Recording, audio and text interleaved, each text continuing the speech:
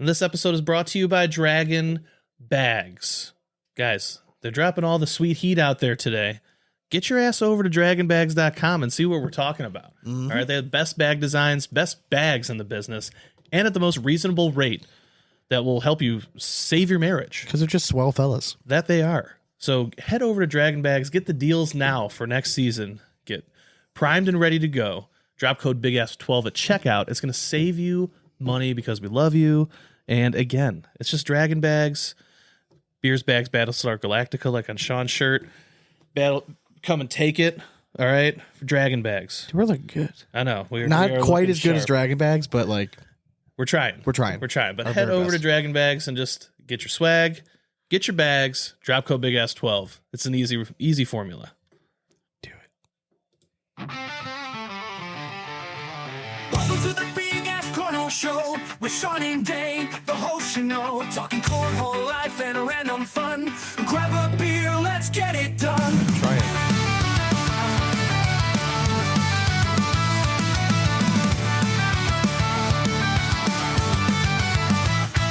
From tossing bags to let's wild ride, tune in and join the party, don't you hide. It's the Big Ass Cornhole podcast time with Sean and Dane. It's always prime.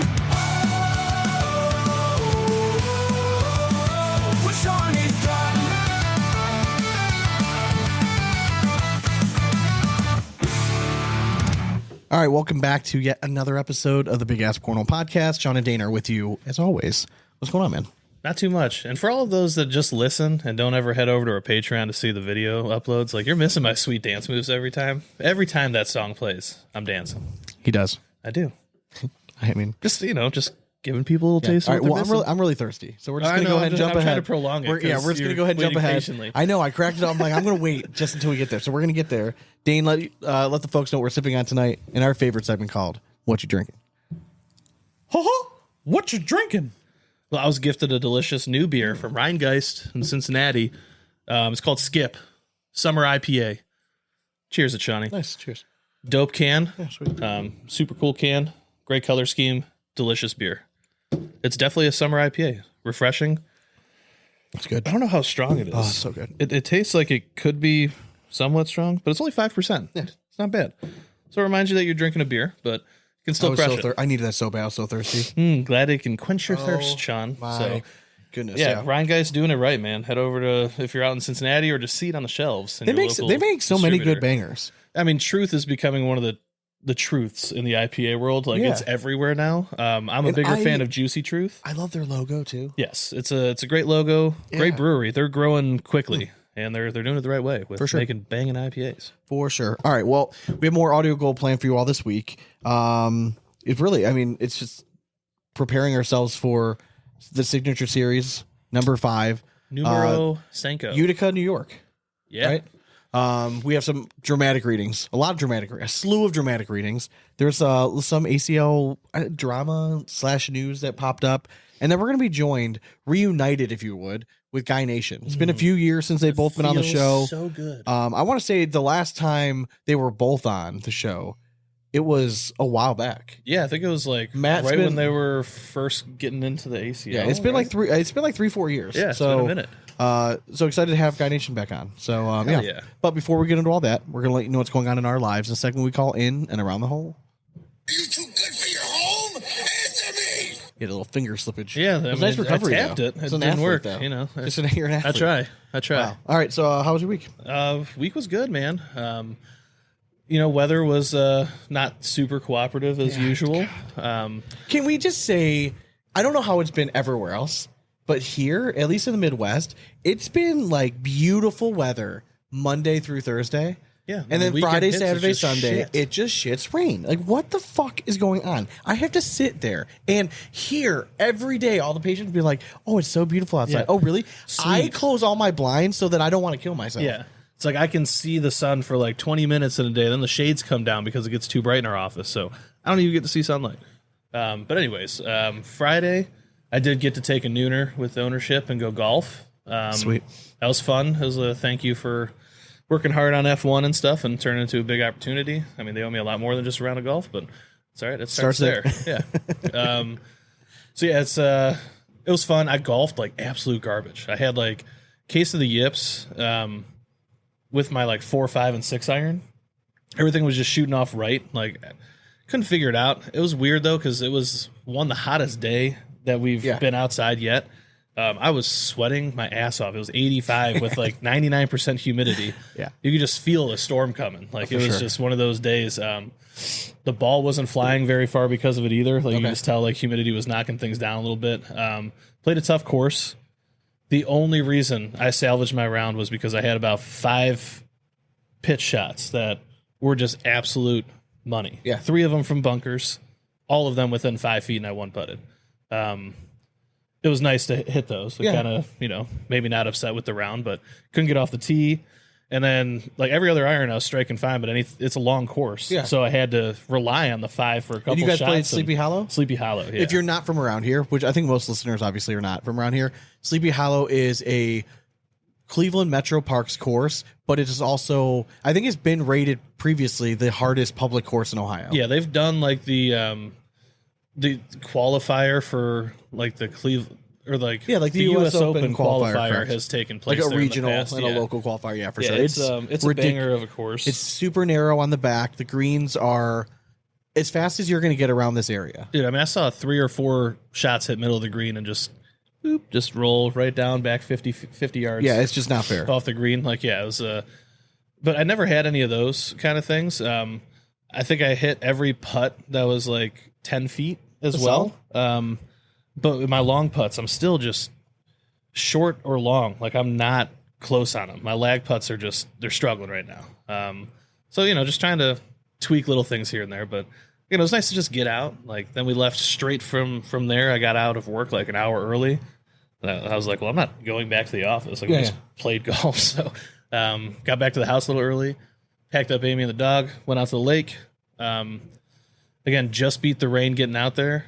Then it only rained until about 10 a.m. on Saturday. Yeah. But it was enough to like saturate the ground. So like we had grand plans of like playing like a flag football game. We're like, that's not going to work. So sun never really came out all day Saturday, but we still like went on the boat. It was a little chilly, but did what we could. Made like a bunch of steaks and stuff. It's still fun out there. That's cool. It's like it's easy to entertain everybody and like so we just I just had some drinks and made a bunch of steaks and delicious dinner. Kicked it, and then Sunday, since it was finally sunny and beautiful, we decided to just stick around there a little longer. Took the jet skis out, went on the boats a little more, and then came home yesterday. You came over in the evening. Yeah. And that was all she wrote, man. That was the wrap. Pretty easy. We I know we played the simulator together last week. We did. After we recorded, and then I ended up going with Dad again. Mm-hmm. And then Friday, because I'm just mildly addicted right now. Yeah. I was basically done with all patience, every bit of work. Like, I was like caught up with everything by like 11 o'clock. Yeah. So I'm like, you know what? I'm salary. I'm just gonna leave. I'm leaving for the day. I don't give. I'm done. Like, they don't have any patience for me today. I'm done with all my notes. I've called every patient. Feel guilty doing that, Sean. It's okay. So I left. So my wife and my son had met my daughter in Pittsburgh, right? So they're all at my in-laws. They're swimming throughout the day. I decided I can maybe squeeze in 9 holes right now. Yeah. I was looking up the area. There's a course I've been going to for like the last year. That's like 10 minutes away. Mm-hmm. It's a nice course, but I've played it a bunch. So I just wanted to see if there's anything else. Go find a different track. There's a course that's even closer to that one. It's like 6 minutes away, basically across the street from where I work. And it's freaking gorgeous. It's called Raintree. Yeah. I mean, I've actually played Raintree before. It is a beautiful course. I couldn't believe it. Yeah, it's well known around here as being it's one of the like top emerged ones. out of fucking nowhere. Was this beautiful course.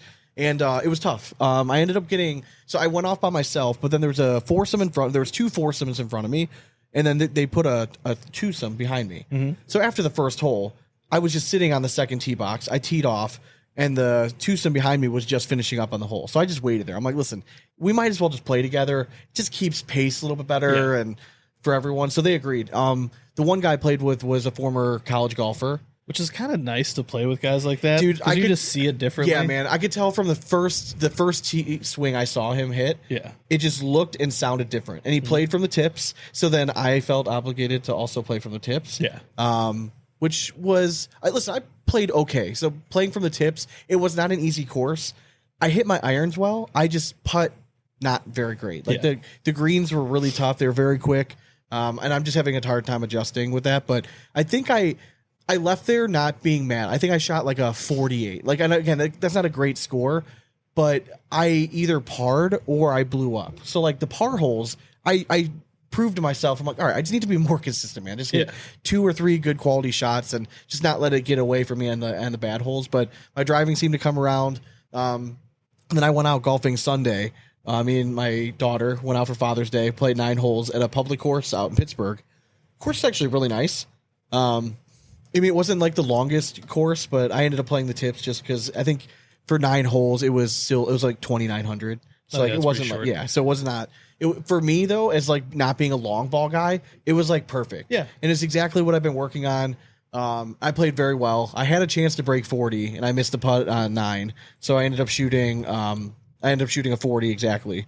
So it was. I played very well, and that's after starting double bogey, par, double bogey, and I'm like, it was just after 2. I'm like, all right, I'm settled in, and then par 3 comes up, and I just shank it off the tee. And I end up getting a 5. I'm like, God, dude, this is your problem. And then I parred out from there. Yeah. So like I played really well after that. And I just finally feel like everything clicked and I felt athletic again. Like you kept telling me last time we were playing, like just you're thinking too much. You can see it. Like just feel your shots a little more.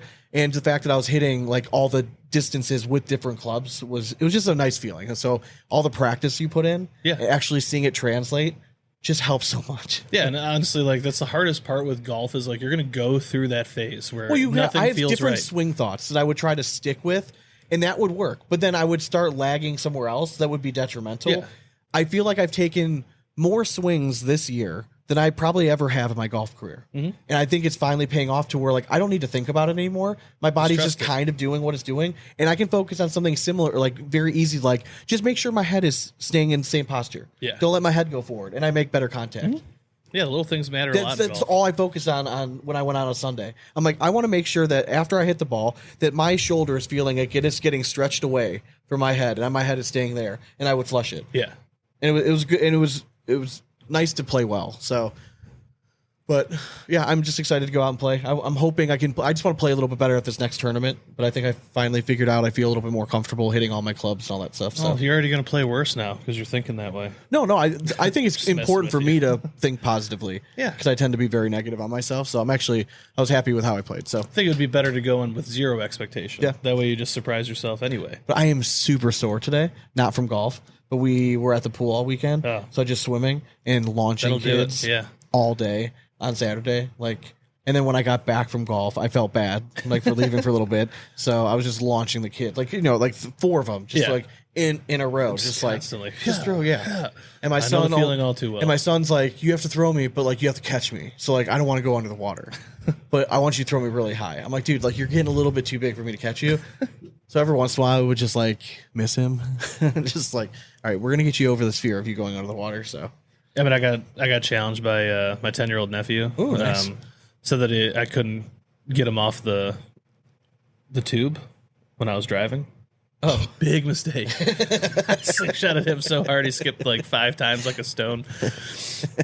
He was hilarious afterwards. Like, he's like, man, I've never been whipped like that before. I'm like, thank God you're not bleeding. He's reading at a kindergarten level again, so he'll get back up there. He'll get there. It took 3 turns, Sean. Did you watch U.S. Open at all? So yeah, I mean that was the next point I was going to get to. Basically, that's all I did all weekend. Yeah, watched any and all that I could. I love the U.S. Open. It's like I know everyone like I love the Masters, but I appreciate as a golfer, like as a guy that loves golf. Yeah, I appreciate the fuck out of a U.S. Open. I do too. Just the grind that these guys have to go through to try to beat that course. Like it was definitely a really hard track. The only thing I don't like I know the purists are just like, oh, it's stupid because like over par shouldn't win a tournament and stuff.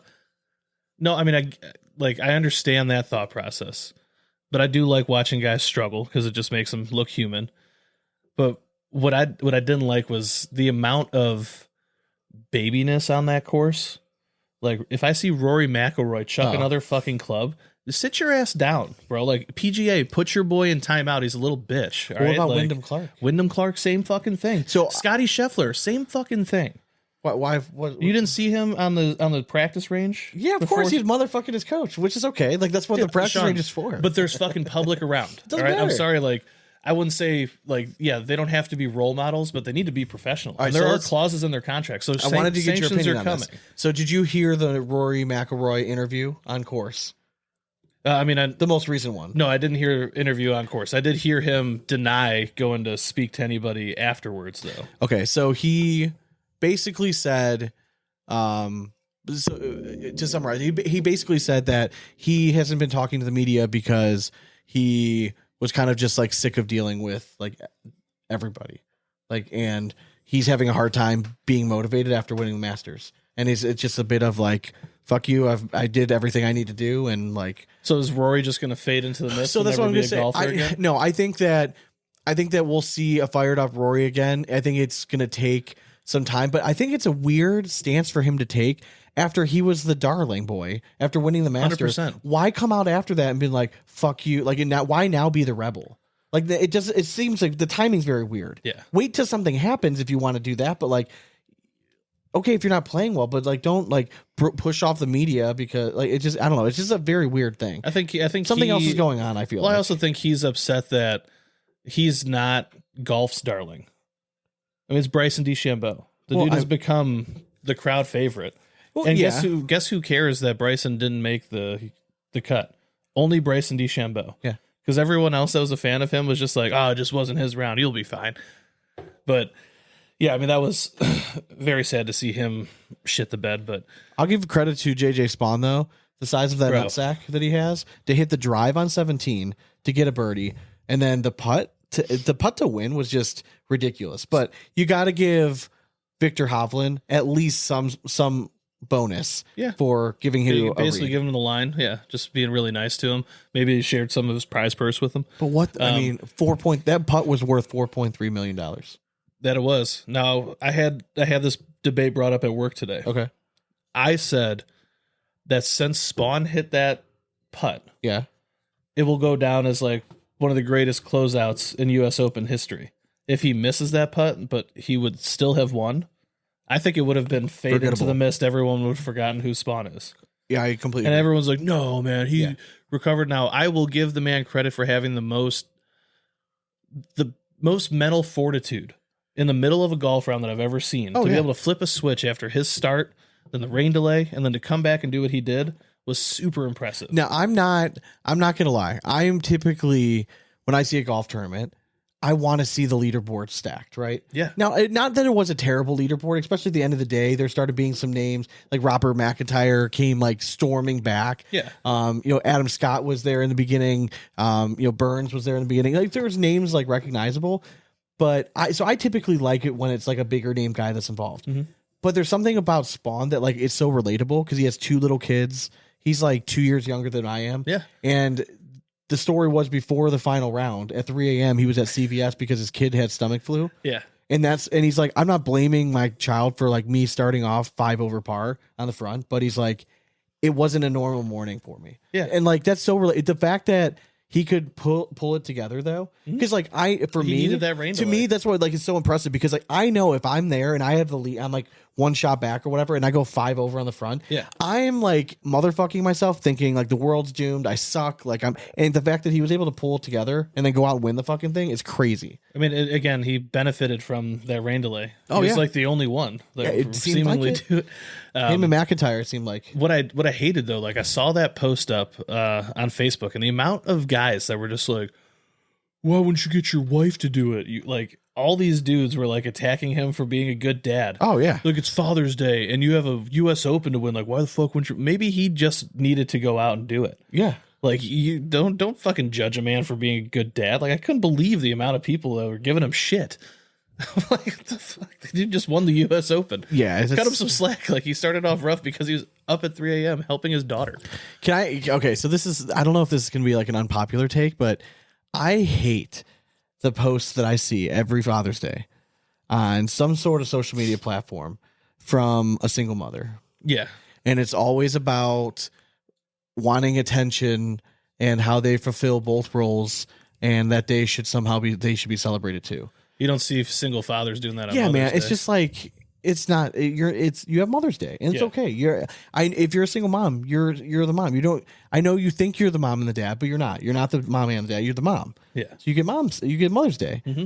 Don't take why do you have to take something away from us? Like just let us have it. It's because it's not our fault. that you chose wrong. Some deadbeat. Exactly. Right. Or, no, mind you, there could be different circumstances. Like obviously, but we'll play the law of averages and say that 75% of them, and that's on the low end. Yeah. We're just mostly either a one night stand that went wrong, or you chose the dickhead. I don't know. And you thought you could change it. It always rubs me the wrong way when I see that stuff. I don't know. No, I'm there with you, man. Like give everyone. You have your own day. Give everyone their time to shine. For sure. All right. So before we get into like all the pre-signature 5 stuff, just this morning, Ryan Trader posted up like first thing this morning, like 8 or 9 a.m. saying that he's looking for a pro doubles partner for signature number 5. So, I mean, immediately for us, like we're like, that's crazy because we just had Jay Rubin on last week. Yeah, no mention of it at all. No mention at all that out there, but I mean, from him is in terms. I think that the kind of the notion that I got that Jay Rubin for doubles was that it could be better, but like it's good enough right now. Yeah. Like they're still top 10 team. You know what I mean? Yeah, like if they're grinding, and if this is the worst it's going to get, like it's only going to get better from here. Yeah. So something's obviously up that Jay Rubin's not going to be at this one. I mean, obviously there can be a million different reasons. Yeah. I think probably the most plausible one is that, I mean, we heard it last week. He's a dad, right? He has a job. It's probably a combination of like maybe he can't get off work in time to get there for doubles, and or it's a childcare issue where he just has other obligations. Yeah. And he already has 4 really good finishes in there for singles and doubles. It's not the end of the world. Yeah, you know what I mean? Kind of thing. So save a little bit of money. Like, I mean, it does suck that like, if he's hung out to dry this last minute, but I would have to assume that it wasn't anything expected. Yeah. Like this is the way that I gauge it from that. Cause like you said, they're still top 10 team. There's no Correct. reason for them to go compete. So yeah, I mean, I'm interested to hear what comes down the grapevine from that and see who Ryan throws with. I mean, you never know. It has been a weird, like, it's not a falling. I mean, I guess it is kind of a fall off. Like last year, every national we were talking about this kid. Yeah. And then this year, it's just like things have just not been the same. I and mean, that's something that we're seeing with this youth. Though. That's what I was just the about to say. sustainability. Yeah, I mean, argument can be made for Braden Wilson too. Yeah, I think that's a very good point. I think that's a very fair point. Yeah, and I think it comes down to. I mean, we had and I guess is there the Jake Gore, the Jack Gore. Can we look this up? Where's Braden Wilson at right now? Here, let me just type it in. Search it. I'm just interested because all right, so he's 49th. All right, so still top 50. And Ryan Trader's 29th. Yeah. So okay, so that's my thing. Are our expectations too high? Like, is it because they're not winning brackets that we haven't noticed? Like, we're allowed to have high expectations because they were in the top of every leaderboard last year. That's fair. Now, to me, like, but they're not having bad seasons. No, they're not having bad seasons. That's what I'm saying. I think we're starting to see, there's a lot of early success from players. Why though? I think it comes down to something mental. And then with the younger generation, you also have... Which is crazy, but with guys like that who have had success, wouldn't they be more confident than ever? I think it's more keeping the focus and grind. Because you've already done it before, like kind of like Rory McIlroy. Okay. They're like, oh yeah, like, but I've won one already, so like it's not the end of the world. Yeah. But I also do think that growth has a lot to do with it. That roll bag all of a sudden doesn't start jumping as much as it did when you were 2 inches shorter. We've been saying that for years, though. Yeah, the launch angle I think changes. is the biggest attributor. We saw it with Jackson Gore. I was about to say Jackson Gore is the biggest one that we saw. Like he had to completely change his throw because he shot up a foot. And I know that they were talking about like the dog bite was a big mental part of it, but like let's just call it what it is. Like he just had a hitch in his throw, and it's because he grew 6 inches. Yeah, and he just. It took him a while to figure it out. Now he did that earlier this year and showed that he's back at being an MFer. But like, I just think it's something that people don't really take into consideration with these really young kids going out there. They still have growing to do. Yeah, there's still life out there. Yep. And like even these ones before high school, like once you get to high school, like it's a whole other mental game that you got to get ready for sure. So just looking at current rankings right now. Jamie Graham's having a fantastic season. It's no surprise. It just seems like he's winning his bracket in every signature event. Now this one in Utica, this is not round limited.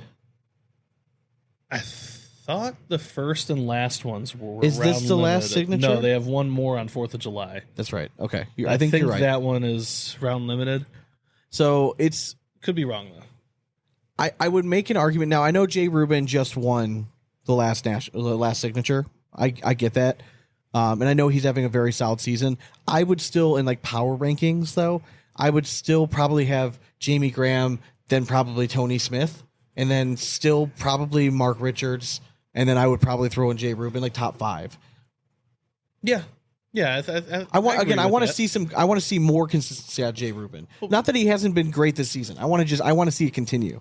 Well, you're talking about two names that have been consistent all season with getting correct, like over the hump and into the finals, and then Graham won one and Richards has not yet. No, he's won his bracket, which has been weird because normally Mark Richards is a finisher. He normally is like, if you're going to get him, you got to get him before it wins his bracket. Because once he wins his bracket, he's going to make the broadcast. Smith too. He hasn't won one yet, but he's won his bracket twice. I think. Yeah, I think so. Yeah. Okay.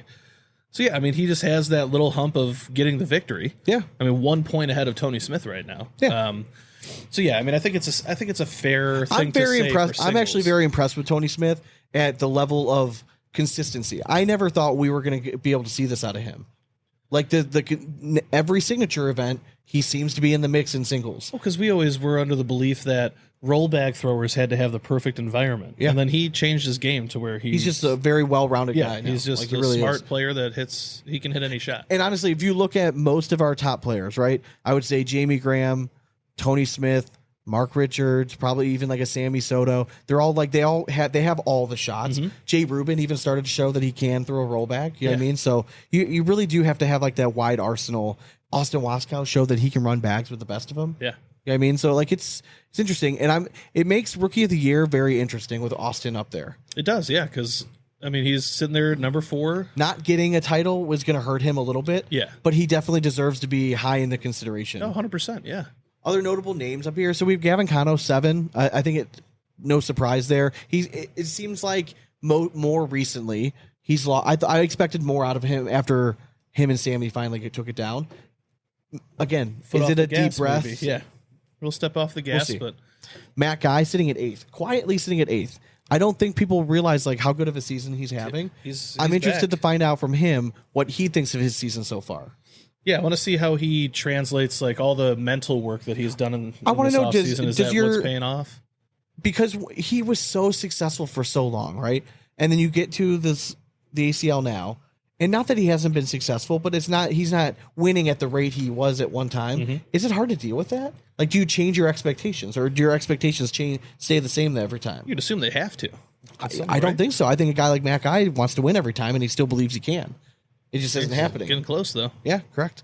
Zach Aiken is our top ACL junior player. He's sitting at 10th.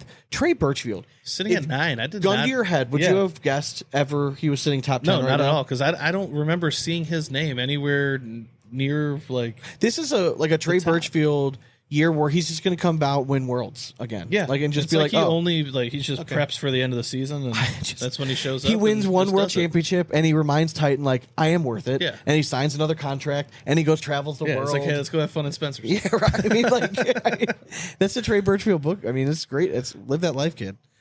Let's see. Devin Harbaugh sitting 11. Jackson Gore sitting also tied at 11. Ty Thompson sitting at 13. We know he has the title. Sitting at 13th with a title just shows that the level of consistency is not there, but he still has the title. Mm-hmm. So for Rookie of the Year, yeah, you got to think, Zach Aiken's going to be in it. Ty Thompson's going to be in it. Well, is Zach Aiken? Can he be considered? Can he win I those actually awards? don't know.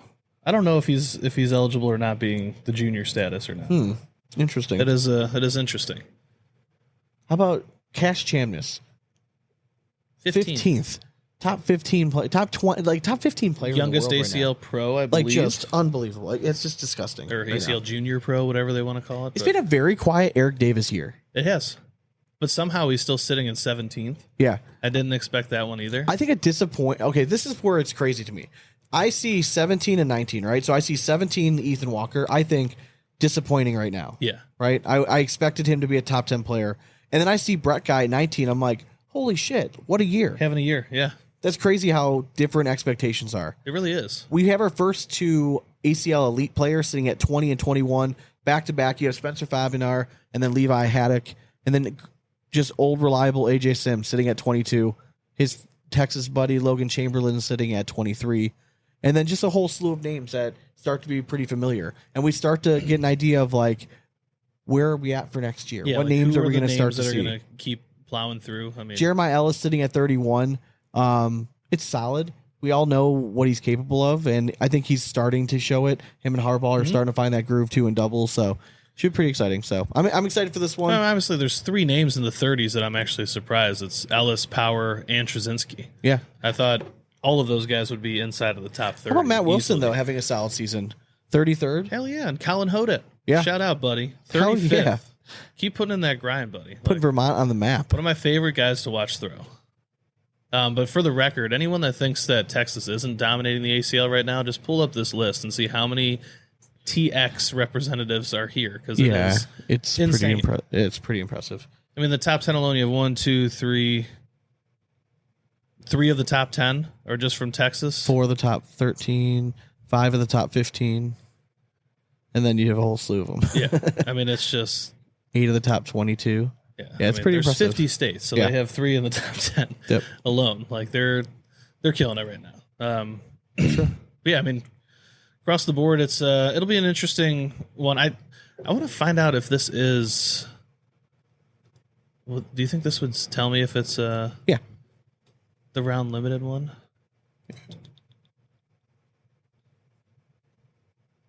Yeah. Because you see number 6 is shootout. Oh, shootout. Okay. Yep. All right, All right, so, so yeah, this is standard format. Standard format.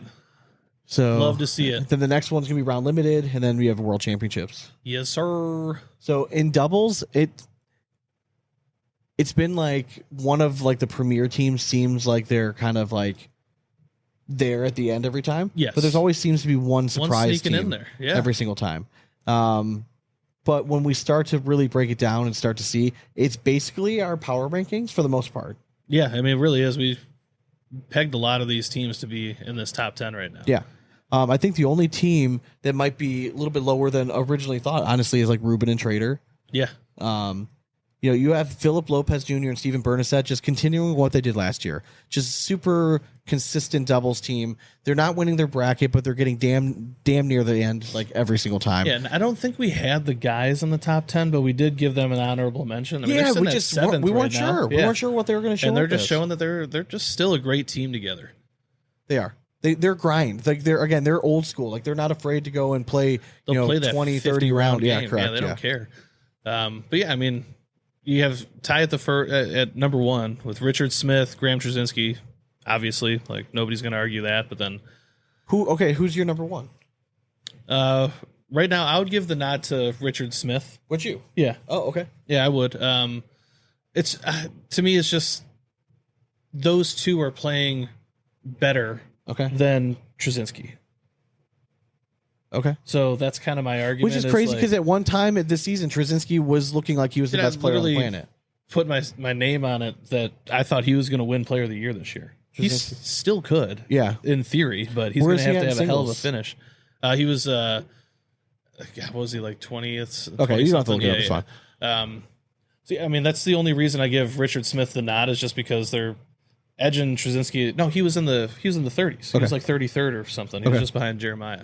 I don't know if like Logan Burton Jr. and Justin Burton Jr. and Logan Chamberlain like rent space for the ACL. Number in the 4 is just their happy It's spot. just been like it's just their comfortable spot.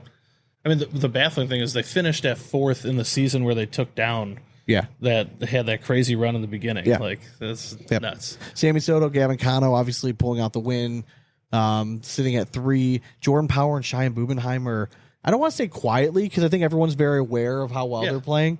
But I'm But they're not. quiet about it. You know, like Correct. they haven't made the splash that they want yet. So Correct. they're not being loud about them. They like where they're at. Devin Harbaugh, Jeremiah Ellis is starting to figure it out. They're currently in 6th place. And then again, Wilson and Sims. Not that they're having a bad season. It's just not as loud as it has been Yeah. the last. And like selfishly, we want to see them on the big stage. 100%. So, all right. So let's pull up some dramatic readings here. Drama readings. Do it.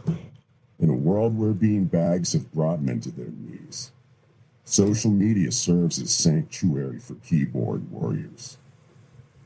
Time for the dramatic readings.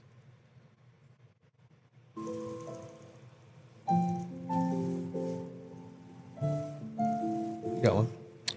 Sure, I can start us Yeah, go. off. All right, let me pull her up here. Addicted Cornhole, Jamal Moore. Long post alert. So yesterday while playing in the backyard, the opposing team had a bag hanging in the lip of the hole. The team in question had 2 showing already that would have given them the 21 given them to 21 to win the game, unless the last bag they were about to throw hits the board, causing the bag on the lip to fall in. The teammate on the other end instructed his partner to throw the bag to him, essentially saying throw the bag off the board since they had the points they needed to win, and to avoid the bag on the lip from falling in. For some odd reason, his partner didn't throw the bag to him and attempted to throw the bag on the board. The reason why I say attempted is because when he threw the bag, his partner caught it in midair before it landed on the board. While I admitted that it was Bush League, I didn't think it was illegal. ACL rules talk a lot about opponents' bag interference, but I couldn't find anything about teammates' bag interference. This caused a big debate in the yard. So my question is, should that have been some type of penalty for catching the bag? I know that it's a dead bag, but what is or should have been the penalty for that, if there is one?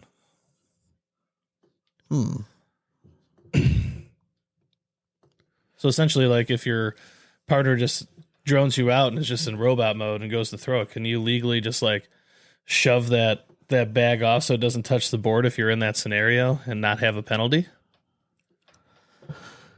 No, isn't the rule saying like if your partner hits the bag, that bag is dead, and then Yeah, so like if your opponent hits your bag and it's dead, that's just the end of the game, correct?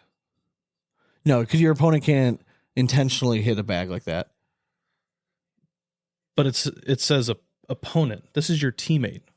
Yeah, so if your teammate accidentally hits it, he didn't accidentally. He just caught literally, he caught it before it hit the board because he told him to just throw it to him because they already had the win. No reason to try to dance around a bag that's there. You already had 2 points.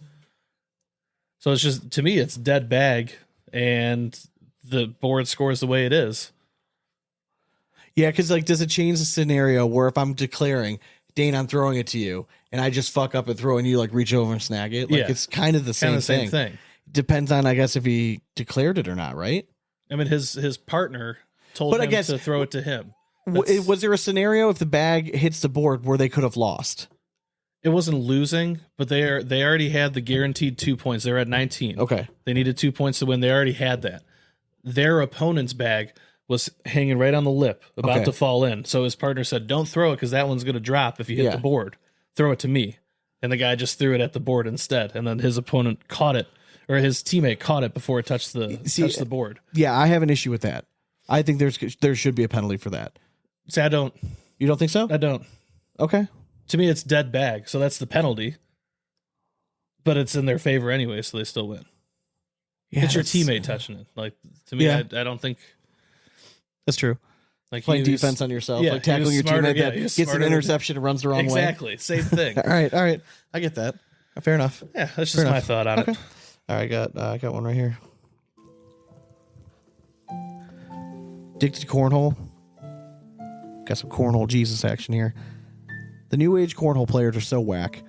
We used to pay $500 for a set of bags, delete people from groups for reselling bags, talk so much shit people would want to block, and spend our kids' formula money on bag raffles. I hate it here now.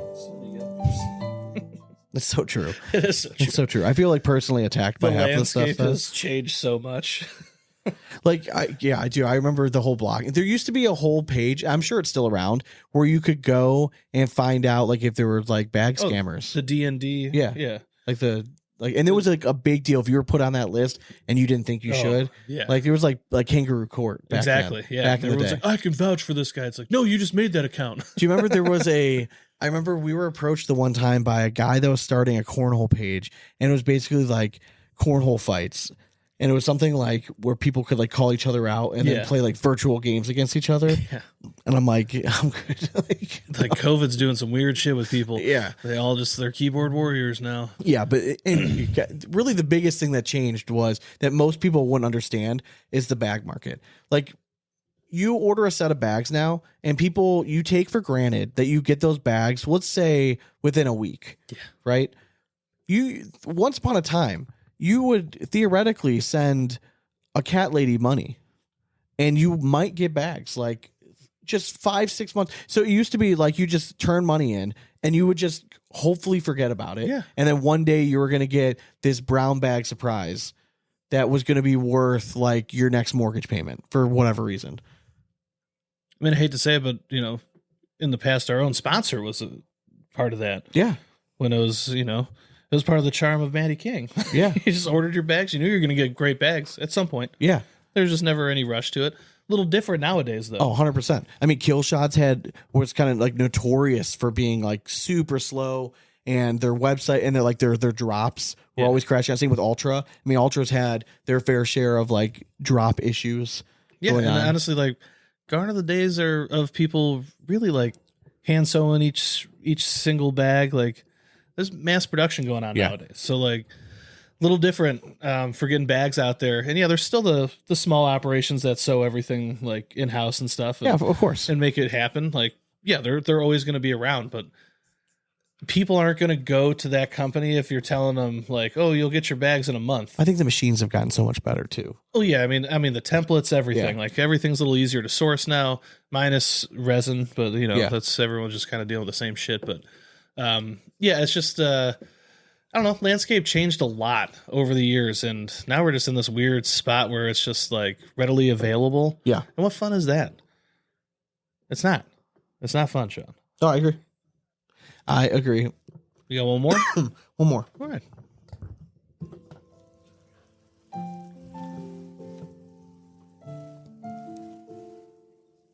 This is from Mark Moninger. I wonder what percentage of cornhole players walk into a venue, play cornhole, leave, and not spend a single dime at the venue. I noticed it a lot.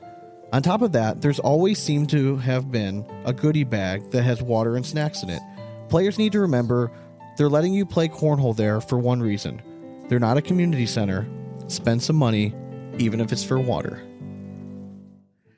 I agree 1,000%. Yeah, like that's we've always kind of been like on that side of things. Now, I understand that there are extenuating circumstances for every individual, and that sometimes money is tight. I get it. My argument would be, if money is so tight, why are you playing cornhole? Yeah, like maybe you shouldn't be putting in like that money. Now, again, you're also allowed to decide it's your money. If you want to do that for your source of entertainment, that's fine. But you can't bring in like the outside stuff. Like you can't do it, man. And like if the venue is going to the trouble to like reach out to a food truck and go, you're going to ruin their chances of ever trying to get something like that again. If people aren't going to be willing to go and like eat at that venue. 100%. Yeah. I mean, you gotta show that cornhole's worth having in the venue. Yeah. And that goes to every individual. You can't just rely on other people to pick up the slack for you because you don't have the money. It's like, then just don't be there. Yeah. Because to me, like we all have a responsibility to show venues that we're worth having in your space. Yeah, we're a little loud, a little obnoxious. We like to drink. Yeah. But show that we'll spend money and make it profitable for them to have us there. Correct. It's the only way that we're going to keep growing the sport, like in the facet that people want. Agreed. But then, like, which is, for some reason, everyone wants an indoor space to play. Yeah. Now up here, it's a necessity in certain times of the year. Yeah. But this time of year, like, fuck that. Like, I want to play outside. Like, let me be outside and enjoy it. I'll play in my backyard if I don't have any money. I agree. All right, you want to cue that rap horn? Do I ever? Do you?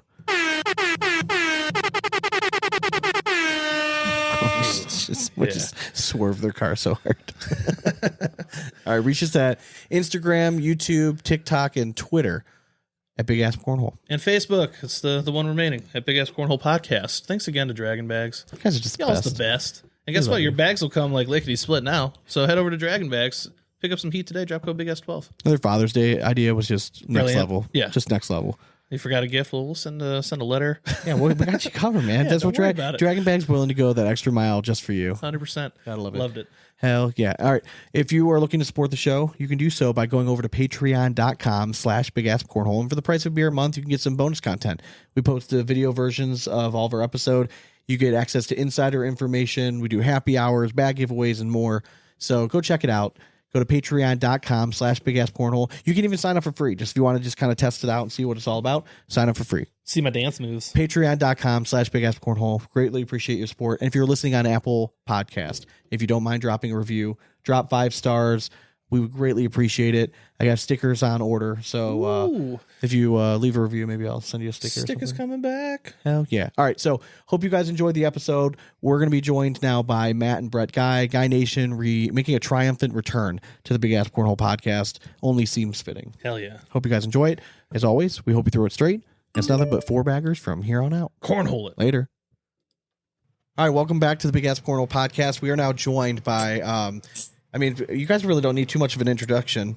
Matt and Bret Guy, GuyNation. What's going on, guys? Not much. How you doing? Nothing, man. We were just Matt. We know you've been on a few times, but Bret, we were just talking before we started recording. You haven't been on since 2020. That's crazy. Yeah, long time. Yeah, I don't know who if it's just sad that we're still doing it or if you're still doing it. I can't figure out what's going on. It's definitely sadder that we're still for doing sure. it. He's at least actually good. For sure. So what's new with you guys? You go ahead. Yeah, I mean, nothing new. I mean, it's both still working full time, both Yeah. still cornholing Yeah. full time. So, busy. Yeah. Life is busy. You know, got the families, the grandkids, the vehicles I work on, and all the fun stuff. So yeah, it's just nonstop in my world. So I'm kind of like the Energizer Bunny. I just keep going and going and going and going. So, That's why you have that youthful look to you. You know what I mean? Like you just don't. 100%. For sure.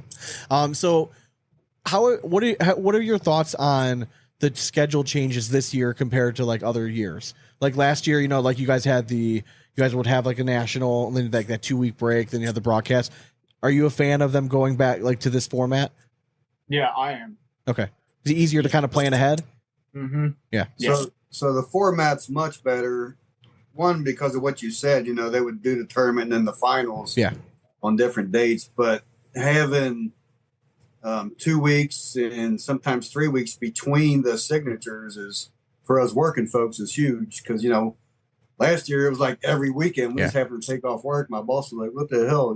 Every week you're gone. So at least this weekend we got, it fits much better to our schedules because it's not every week that we have to try to finagle around work and cornhole. It's every other, sometimes every third week. So yeah, it fits us a lot better for sure. Do you guys kind of have it down to a science now? Like the whole travel thing and booking and all that kind of stuff? Yeah, I mean, I do all that stuff, so I still screw it up. We got, actually, real quick, funny story. Please. I went out to Shamar Morris for his birthday, right?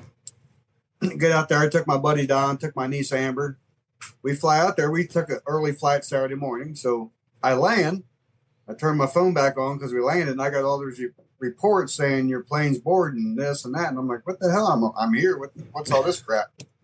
Well, after sitting down, finally looking, I realized I booked my return flight the same day I flew out there. Smooth move. So luckily, I got good standing with Delta, and they took care of it for me and got me on the next flight or the next day flight. But yeah, I screwed it up. I mean, you got to be racking up the flyer miles. Oh, of course, absolutely. Yeah, Absolutely. I mean, actually, I flew out to Shamar's on miles. So yeah, that's what I'm saying. Do you tend to try to fly the same airline? Are you loyal? Delta is so far and above everybody else; it's not even close. As far as getting you there, and if something does happen or get canceled, they got a gazillion other flights usually going places. You have to tell Tony. Yeah, I mean, never lost luggage. We've had delays, but again, it happens. I mean, that's just gonna happen. Yeah, nothing like. I mean, I see the horror stories with the other airlines. I'm like, no, thank you, dude. Don't fly Frontier. Don't fly Frontier. Extra money and fly to Delta. It's worth it. There's about 80% of the Delta pilots are former Air Force. No, is that right? I didn't know that. So right? even my brother-in-law, he's still active duty, but when he gets shut down, he goes and flies for Delta in his off time. Oh, nice. But no, I'm definitely Delta, 100%. For sure. So they just got a nice big plug. So. No, how far away Shout is out. How far away is Utica for you guys? We're driving. It's 9 hours. We're going to Okay, drive. that's what- okay. Flights were like $600. Yeah, so that's I'm what- yeah. $1,200, 9 hours. And 9 hours is just at that cusp where it's Yes, doable. it is. Yeah, like 8 to 10, I can do. Anything over 10, though, for some reason, my mind just says you have to fly. Like, do not Just make told that somebody drive. that earlier today. That 9 hours is right on that Yep. borderline. And Richmond, Virginia, and in 2 weeks is the same. It's 9 hours. So driving it Drive up. in, save a little cash. We not were bad. we were seriously considering trying to do a down and back Yeah. because I think it's like 9 or 10 hours for us. Yeah, it's just about, it's right on about so it's 10. about the same for us. So like we were gonna go down and back kind of thing. But it's also 10 hours of the most boring drive known to man. yeah. I mean, we are on one highway to get out to Utica, and you don't have to change, and it is it's not a fun drive. No, it's not. And We're already gonna have to do it I in know. like 3 weeks after that, going to Cape Cod. Yeah. Just extend out another 4 hours, and then we're there. So yeah, it was just one of those, like the weekend it fell on was the reason I feel like we Well, just yeah. couldn't And I make it have out I there. have 2 kids. I coach. They're both their teams right now. So like I have games like every single day, and I always feel bad like just like leaving in the middle of the season. Yeah. Like I'm not playing. I'm just gonna go watch and get Yeah, content. but you'd have no problem if it was like an actual vacation. Just be No. like, yeah. No. All right, so I wanted to, what's your guys' assessment of how this season's going so far?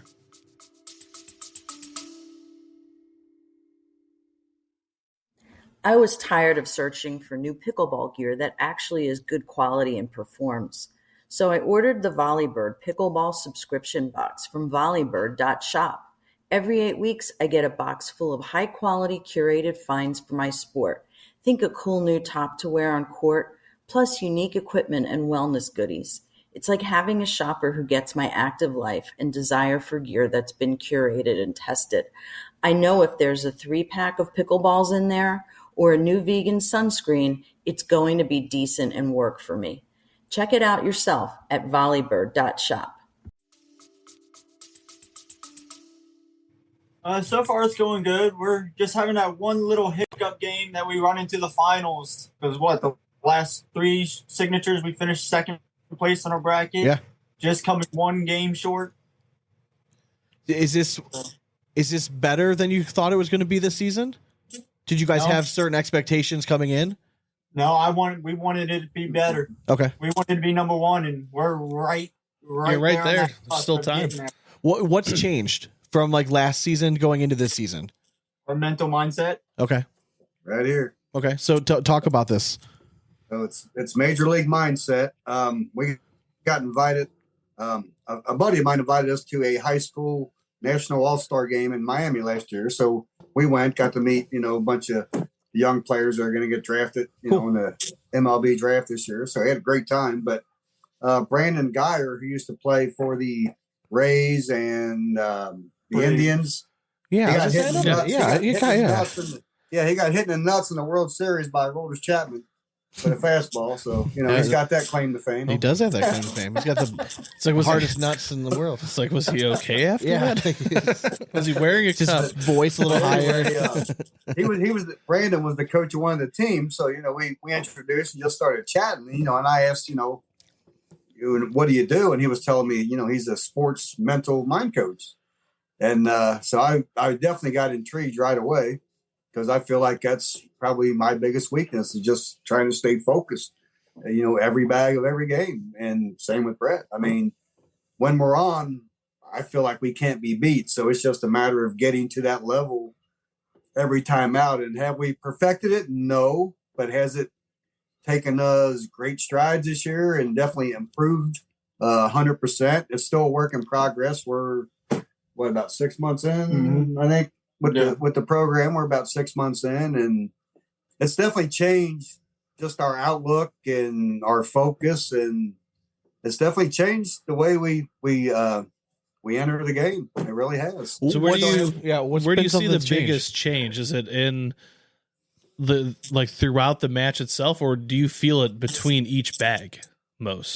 So the problem is I still tend to get into the match, which makes my game go down. Whereas if I'm just focused on control what I can control and focus on my mechanics, and I mean, that's actually what I just said is the biggest thing. control what you can control. I can't control what Tony Smith's doing, what Mark Richards doing, what Jamie Graham's doing, but I can sure in hell control what I'm doing. Control what you can control is the biggest part. And, you know, just being human when you're in the middle of a game and a heated match, sometimes you let that drift away. And then after the fact, it's like, you know, that's on me. I did not control my controllables. That's on me. So it's just, I mean, you know, you see I got all kinds of notes on my hat here. Those are just little cheat sheets that I use. Okay. You know, if I have a bad round or throw a bad bag, or, you know, sometimes I just, you know, I got a reset button on here just to kind of reset myself. I got a, you know, it says breathe, relax, be confident. I mean, there's just little notes that are trigger words for myself, you know, to follow. So let me ask you. So was this something? All right. So after you were on the broadcast, right? It wasn't the best showing, right? Yep. It wasn't the best start. Nope. What did you take away from that? Like, was there a little part of you afterwards being like, this mental shit's this bullshit? Like it didn't work in the biggest stage? No, it's all on me. That was 100% on me for letting, you know, I didn't stick to my game plan. Put it that way. Okay. You know, I didn't stick to my game plan. I let the moment get to me a little bit. And I pushed my first few bags and then control the controllables, and off the back they went. And then I was, you know, chasing from that point. So no, I was after it was over. I was like, that's 100% on me. Just a little bit if you wish that wasn't round limited. No, yeah, I can't stay in round limited. Nobody really does. I mean, because like it's completely different mindset. It is a mindset thing, though. Yeah. Like if you're playing round limited and you go down in a big hole, like you do have like this like gloom about it because you're like, well, now I need him to fuck up, and the kid hasn't missed more than 2 bags all day. You know what I mean? So like it's just, you know I need to be perfect, but you know if you are in a grind mode and you're gonna drag this kid to the deep waters for 45 plus rounds, let's see what he's made of, and if he beats you, then you tip your cap. But you know what I mean? Like then he earns it. It almost feels like more. And back to that match, I had to start blocking. You know, I got down so far, I had to start blocking, and to my credit, I actually did it. You know, usually terrible at blocking, but I was actually blocking. I just missed a few shots that could have been huge. You know, but yeah. You heard it here. Like Matt Guy blocks sometimes. Every once in a while. Sometimes even. I mean, I believe you had the phrase on our show before that if you throw a block, that just means the bag didn't go in. Yeah, I mean, when I'm playing the 21 most of the time. Yes, if I throw a bag and it blocks the hole, there's a good chance that bag was meant to go in. It just stopped. Yeah. So what but I bag? have to put out every now and then. I mean, that's part of the game. You know? Yeah. What series are you guys throwing right now? Oh man, we got the fire hydrant bags. And, okay. Man, that's a big part of this year too. Is just those bags. They fit. The slow side fits his game. The fast side fits my game, and it's just a perfect combo for us. So why? Okay, so why stick with fire? And I mean this as nice as possible because I love Jason McCannon, but everyone else seemed to like go away, and fire kind of lost a little bit of their mojo. I mean, one time you guys were kings, right? Running everything, and then since then you guys are all that's left. Like why stick with fire? Did you guys think about testing the waters at all and going something different? I mean, of course we thought about it, but I mean, you said the key word, Jason McCannon. I mean, love Jason. He's been great to us, and I'm as loyal as they come. I told him that from day one. So, you know, until he says, yeah, I mean, and actually to Jason's credit, he told us, go shop yourself, see what you can get. And again, we both have jobs. Yeah. So it's not like life and death. Oh my gosh, we have to have a bag sponsor. We're not going to be able to play. So that plays into it as well. But, you know, I still have faith in Jason, and, you know, I still talk to him, and plans are still there. What's going to happen next year? Don't know yet, but no. I mean, the key word was because of Jason McCann. Yeah. What did you guys think about the changes that are like kind of upcoming next year in terms of limiting the pro field? I mean, I think maybe the answers could have changed maybe before the season to now, because now you guys are both sitting comfortably where you're at right now. Like as long as you guys continue, you know, playing solid, you guys are going to both be in next year. Are you a fan of it limiting the field to 100? Do you like the pro field being bigger? I mean, it don't really bother me none. You still got to win your games to make it, to win the whole bracket. You still got to win your games. So, I mean, that pro status thing is just a status thing, in my opinion. Yeah. Anybody, like they say, anybody can play, anybody can win. So, I mean, lowering the number really doesn't matter. It just means you got to win more. Yeah. I'm hoping that'll mean that it'll make sponsorship opportunities easier for you guys to find. Yeah. If there's less I of you think- guys I think- looking for it, I hopefully. mean, in theory, it should. Well, I mean, you would hope thinking so. Like that, If the- yeah, less players to bid on, more money to play with for the sponsors. I mean, I think it really just comes down to is the correlation between the drop off in pros. Is that going to equate the drop off of bag manufacturers and cornhole apparel companies and all that kind of stuff? I mean, the time will tell. Yeah, I mean, we're just heading head on into it, so Yeah. we'll see real quick what's going to In happen. the real world, I mean, the biggest thing is the economy needs to get cooking again because Yeah. nobody's got extra money to buy boards and bags right now. So, Amen, brother. So, you know, Amen. we had 4 years of, so, you know, we need to get this economy booming again to get everything rocking and rolling again is the big thing. Not to get political, but that's just real world. No, it is 100%.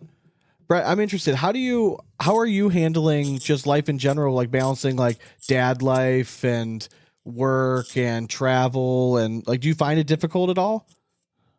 Yeah, sometimes. I mean, I would like to practice more, but I also like to spend time with my kids. So, I mean, I got 2 of them, a son and daughter, son who's 8 and a daughter who's 6. And my son's into flag football now. Oh, yeah. My daughter's getting into cheerleading, Nice. which was way more expensive than I thought it would Dude, be. oh God. It's insane. Yeah. We had to pay double for her just the clothes than what it cost to just sign her up. Yeah. My daughter did it last year. Fun. Yeah, it was bad. Nothing like going to cheer for other kids playing flag football. And I have to stand there and just wait for my daughter to do a cheer. It's like, And you can't watch the game going no. on. You have to watch your daughter. yeah, cheer. every Saturday All right. morning. Yes, correct. It was fun. Actually, it's kind of funny you said that because just tonight, you know, we're out here on the deck rowing, and I kind of commented to him, not being mean or a dick or anything, but I was like, dude, we're right in the middle of the season. You haven't thrown a bag in 2 weeks. That's almost unacceptable in my book. I mean, you got guys out there throwing all day, every day. You can't take 2 weeks in the middle of a season. But hasn't that kind of always been Brett though? Yeah, but it's a new world. It's a different age, man. Back in the day, you could get away with that. These days, not so much. So are you- Brett's a gamer. He'll be fine. Oh, so Brett, I want to. By all means. Brett, I want to hear your like opinion. Like, do you feel like you're better sometimes when you don't practice? Sometimes, yeah. Okay. Sometimes, yeah. It just depends. Honestly, it depends on how I wake up that day. Okay. What do you mean by that? I know that feeling. Okay. What now? Do you do things to try to like make sure you're feeling good in the morning? Like you're Yeah, taking care of the mental side of it. Are you doing things physically?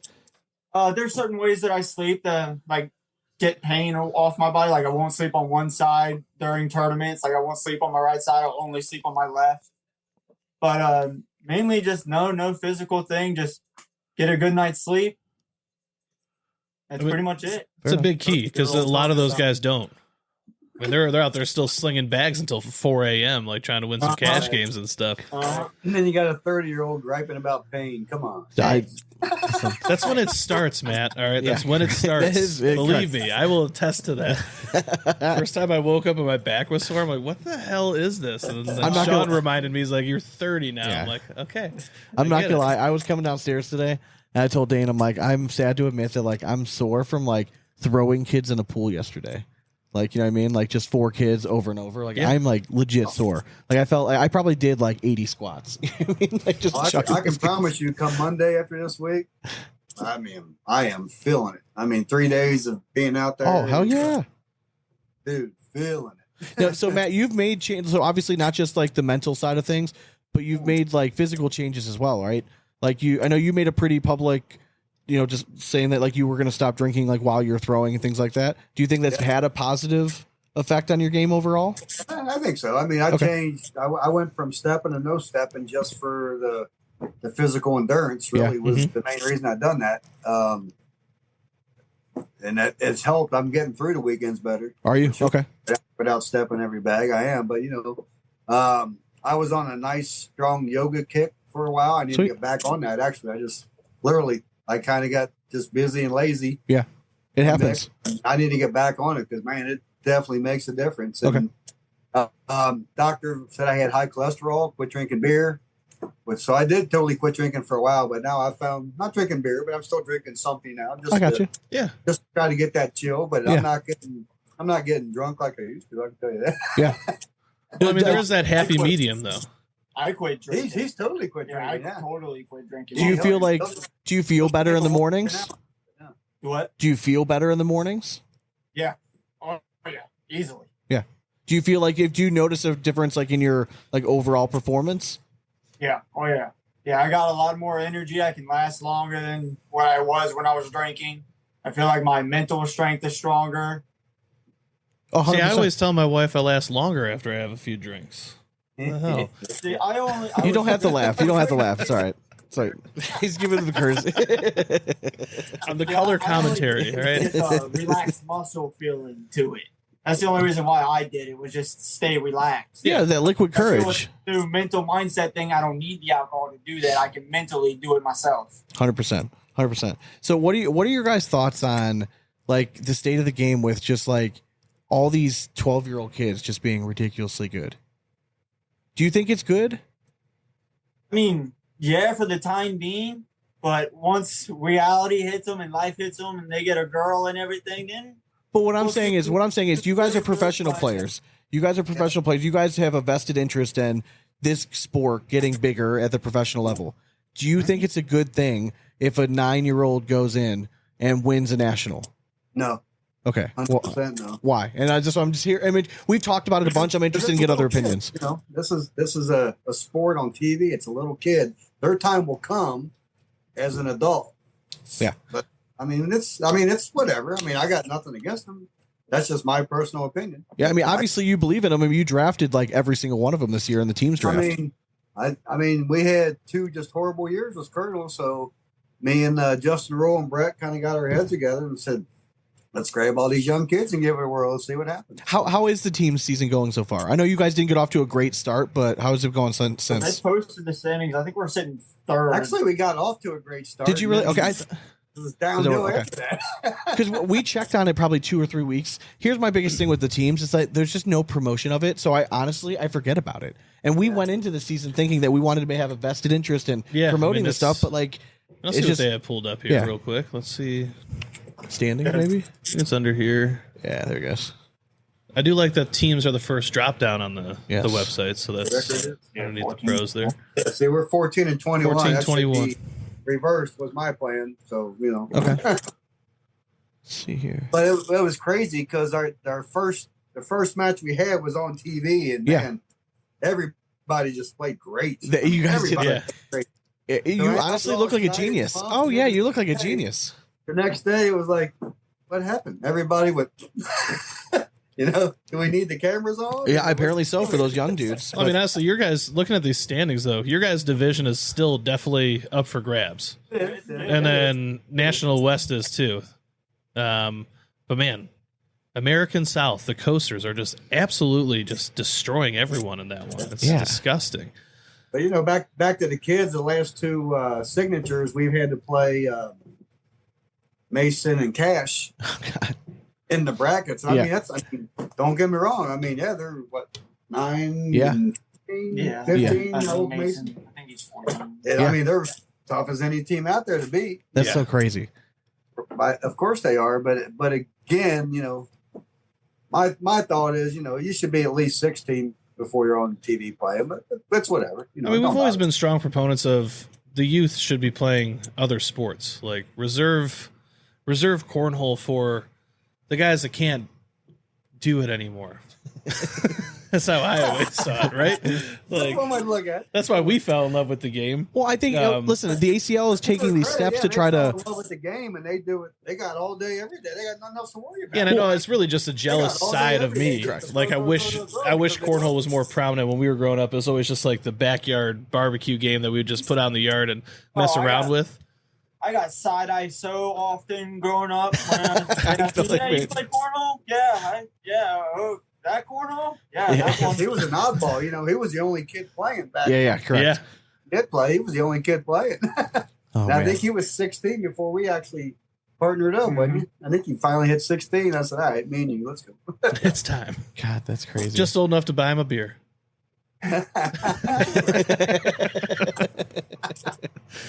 He didn't deny it. Just saying. Just laugh. But no, these kids, man, they get the itch, they get the love, and they see they can compete. So yeah, they're out there just all day, every day, nothing else to worry about. Well, So, I think the ACL is like an organization is showing that like they're trying to grow like the grassroots, right? Mhm. if you take your best junior players, right, and you're putting them in a pro division, like it takes away something from growing that aspect of the game. It does. There's nothing wrong with like having a completely separate, like if you want to call it pro, junior pro, whatever, just for a title, sure. But make them own, like just have their own division. Yeah. And then have it up there. Because then they're not winning prize money, they're winning scholarship money. And then they're going to go try to win a scholarship at one of the cornhole programs that you're trying to pop up across the country. Mm-hmm. And you just have a fucking feeder system right there. You know what I mean? Like, and I just feel like that's eventually where we're going to go. It wouldn't shock me if it came next year. And then, and then part 2 of that is, they got to deal with DraftKings. It affects DraftKings big time. Big time. It's the biggest liability for them right now. You got all these kids in there. It affects that big No time. shit. I mean, don't get me wrong. There's times like I've placed bets that I'm cheering for the kid because like I want, you know what I mean? Like I meant it's to going to avoid the bet. Yeah, I just bet on Were him, there so lines last SIG? I'm sure there were. I heard there weren't. Oh, there weren't? Yeah. Oh, I don't know. Maybe not.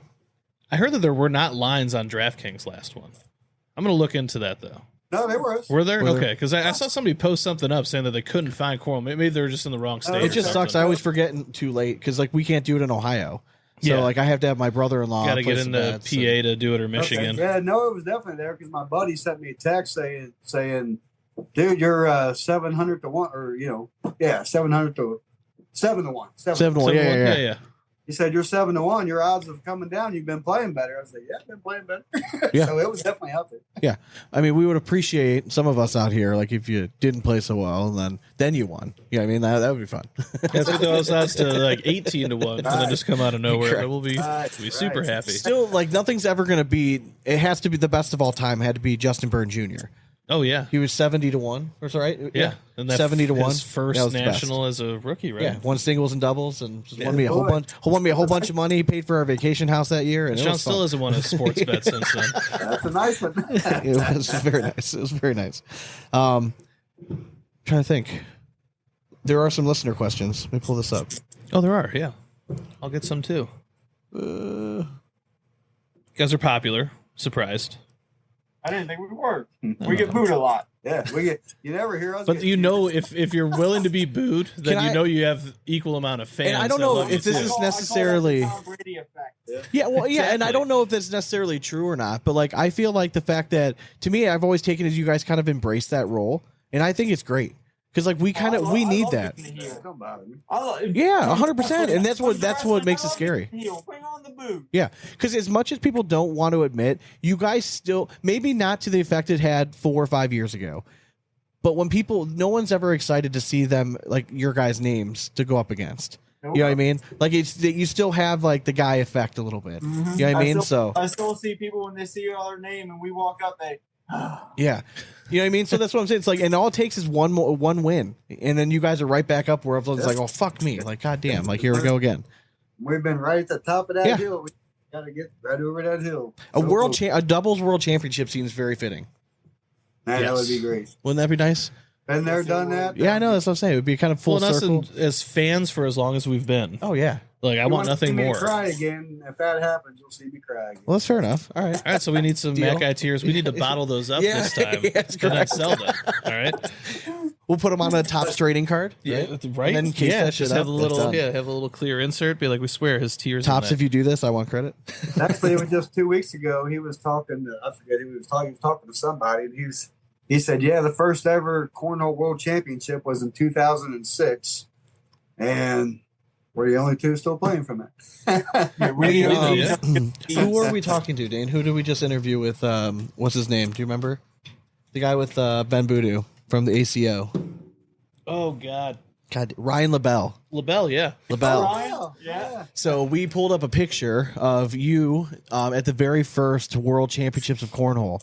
You were looking quite dapper in your finest jorts and whatever jersey, kind of like I can't remember what was it, a blue shirt that you were wearing, or was it red? I can't remember exactly. I think it was a blue shirt. It was like a whole bunch of like, it was cool, like looking back to see like who you might recognize like in those pictures. It was very cool. Yeah. Who did we spotted like Barry Hempy? Yeah. You'll probably see like a 9-year-old, 11-year-old me in there. You weren't in the picture. I was kind of surprised I didn't see you in there. I assumed you were there. This was everyone that participated in. It was a There's like bigger 22 photo with, like, 20 of you guys guys in or them. something like that. Wasn't Brandon Grieger Gregor in that? I don't know. But it was a cool picture to see. So very cool. All right, you have a. Let me pull up this. Yeah, here I actually. All right, so love this question from Fabian. Yeah. Barrientos. He's a top fan. I can't pronounce his name, but anyways, Fabian, thank you. Question for both: if you couldn't throw fire cornhole bags, what would be your next choice of bags? Mine would probably be BG. Okay. Would you have a series? Do you know which ones? Probably the Wizards. Oh, okay. Okay. Probably. Yeah, you like the slower stuff. Yeah, When you I've throw. thrown them a little before, just messing around, and I like the feel of them. Okay. Pro bags, I think I'm BG, but if I'd probably end up with alien bags, to be honest with you. Alien bags. Alien, Okay. all right. Yeah, Any do they even have pro bags yet? I don't even know I don't if think they he's. do. Yeah, I don't think he's on the pro bag list yet. But he's a local guy here, good friend. So He does make really good he bags. kind of sponsors my youngest son, who started playing now, Carson. Nice. Oh, nice. Graduated high school, so he's done with football. So now Okay. he's playing cornhole, and he's been shooting over 9 recently. So he's Hell coming. yeah. Yeah, I think Just another guy. Aliens climbing up is the in ranks. they're ACO stamped, I think, right now. Are they? Yeah, I'm Okay. pretty sure because because I think they were in our back bracket this past year. They were, yeah. Little known fact, Maddie King wanted to remind us all that Matt actually won a regional with some green Draggin Bags back in the day. Yeah, Way yes, back he when, did. yes. He said that inspired the first limited edition Terror bag that he Correct. came out with. Is So that right? Yep, I do remember that. he sent us the picture of the limited edition bag. But Yeah, I remember that because the fast side, I was like, oh yeah, that's fast. Yeah. Yes, correct. Those were it was ridiculous. ludicrous speed. Keystone Cornhole wants to know who is the most underrated WWE star of all time. Ooh, Most underrated? Yeah. underrated. I would go with Shelton Benjamin on that one. The dude was a top tier talent, and he just never got past the mid card. And Okay. he should have been a world champion like 5 or 6 times. Good answer. Matt, what's your answer? You agree? I feel like you got to have somebody else in mind. Underrated. I don't know. Jeff Jarrett never got the big push. Yeah, So that's a good one. yeah, Jeff Jarrett probably. The good pushes he did get weren't very good. Dylan Otto wants to know how are the fire hydrants they've been throwing different than some of the bags that they've thrown in the past together? Well, these are their speed is a 6.9. Oh, and they're okay. kind of like a, what is it, Viper R? Or, Yeah, Like the hybrid carpet? I said I need something 69. Okay. Yeah. Fair enough. Nothing Hey, wrong with listen, that. listen. They're just more hole friendly, I feel. They play smoother. They play more. You feel like you got more control of what the bag can do. Okay. And honestly, since I've thrown them, my PPR has gone up by a point, maybe more than that. Honestly, Oh shit. yeah. Okay. Yeah, they're just really hole friendly on both sides. You can do it. There's a reason that material has become so popular. Mhm. It just tends to stay really consistent along most board conditions. You know what I mean? Like even on really slow stuff and really fast stuff, you can kind of find a sweet spot eventually. It's pretty adaptable. Every signature we played in, we've only thrown hyper or Yeah. the hydrants. Hydrants. Sorry. Yeah, Every- no, Every tournament that I've gotten there and haven't won, like it wasn't the bag's fault, that's for sure. Matt, do you remember the prototype bag, the 11.5s? Yeah. I loved that bag. Like for Yeah. just so fast, like I loved it. It was a great bag. There weren't many of those Yeah, made. no, I think there was only like 12 sets made or 11 sets made. They're definitely still in my garage. Like they're in like no, a I special actually tote. have 3 of them in my closet Oh, is that directly where to they're at? Sean's right, Oh, and then okay. he has one of them Oh, okay. floating around somewhere Gotcha. because he liked to only ever bring over partial sets to I me. did. I did. I don't know if he was like holding them hostage or something, so I It's a couldn't collection, sell man. them. It's a collection. But Well, yeah. bring them next time I see him. We'll sign them. Oh hell yeah! I love this content idea. Rob Price said, ask Matt if he's willing to let Cash or virtually any other kid teach him a roll bag, record it, and make a video and release it on Big Ass Cornhole Podcast. That would be funny as shit. But he wants us to commentate in the background too, so that could I be get funny. asked all the time about why haven't I brought a roll bag to the game? Yeah. Plain and simple is I don't have the time to learn how to do it. Yeah, fair enough. Brett, do you roll it all? I've tinkered with it here and there a little bit. Okay. Because he throws a decent one. Okay. I've tinkered with it here a little bit.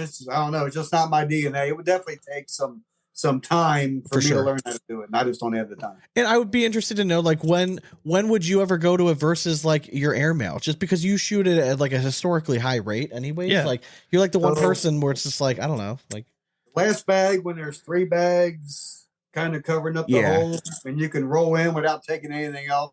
Little coin That's slot. when roll bag would come into play for me. So Correct. once every 5 games now in the ACL, you'll correct. have that opportunity. Correct. Actually, I went up to Dayton, Ohio, playing the regional this weekend, and I told him, I was like, dude, I made 2 roll bags this weekend.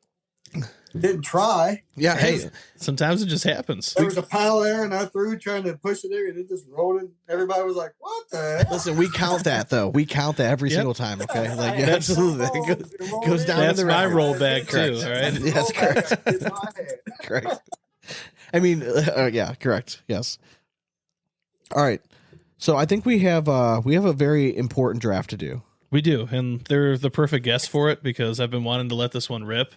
And as soon as you told me that we were getting these gentlemen on, I'm like, yeah, it's time. We got to do greatest rock bands of all time. Yeah, so we're doing a draft. Greatest rock bands of all time. We're gonna pause just for a second, and then when we come back, it's gonna see it like just a snap. But we're gonna have the draft order set. Whoa. And we'll jump right in the draft. Amazing. Just make sure I get the number 1 pick so I can take Culture Club before anybody else. It's debatable.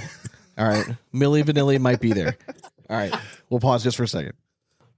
Wow, was that fast? Dude, just yeah. I told you it was gonna be a snap. You and we're guys back. blink, and we're already back. That's Ready high to quality go. editing right there. Well done, Dane. Yes. He clicked the button. I really did. well. I paused it, and then I hit play again. All right, so we have the draft, greatest rock bands of all time, and we have the draft order. We did a little. All right, we decided the order. Dude, they're and Dane super had nice a to you. great trivia question, and it was completely blind. Dane asked them, "How old do you think Sean is?" Yeah. And I got 28 and 33.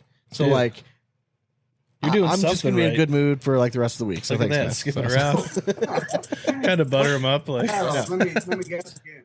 Yeah, correct. Correct. Let's bring him down a little bit. All right, so Matt is first pick, followed by Brett, then Dane, and then myself. and for the record, I took down the last post. Yeah, which just is barely highly questionable nicknames. But nicknames, because I pandered to the audience. All right, I think Pudge took it home at the end. It was underrated. Yeah, All right. I'll be completely honest. I did not deserve to win that one. Looking back at it, I was not happy with my results.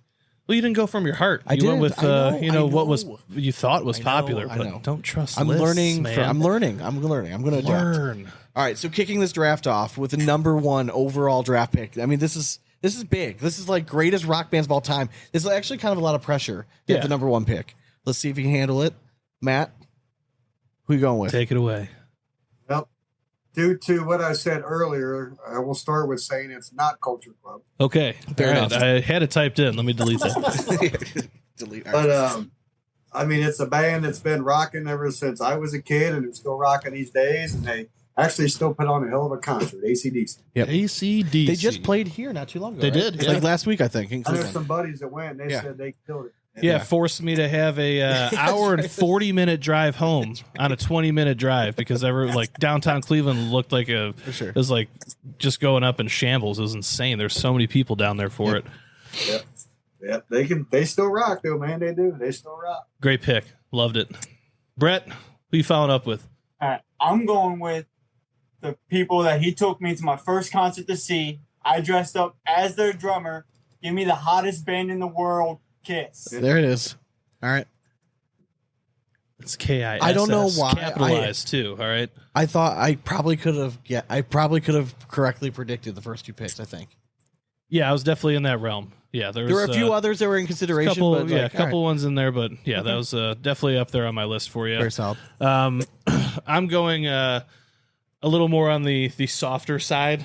I am. It's just your personality, man. Yes, and this band shaped my childhood listening. I still listen to them this day. I'm going with Queen. God damn it, man! Love I Queen. knew you were going to do that to me. I said you had one. God damn it! Good pick. I was hoping they were just going to be sitting there. Yeah, okay. I had it all in my head what I was going to do. All right, so I think just out of respect, you got to go the Beatles here. Just, I'm not the biggest Beatles guy. I'll be admitted, and I know I'm not even following my own advice. Yeah, you're literally But, like, going against what you stood for. But starting off with them, it's like in a music draft kind of thing. Like you got to feel pretty confident. Like they're fair enough. You've heard of them before, yes? All right, so they've been around. Yeah, they put out a couple songs. All right, correct. And I'm going complete opposite realm of this. I feel like I need something to really bring it back. A little more rock. Yeah, I'm gonna go Metallica. True rock. Yeah, I like that pick. Yeah, I just want I want a good balance. I want a little softer. I got to go a little hard. Go Metallica here. Let's change it up. Let's show the true depth of rock and roll here.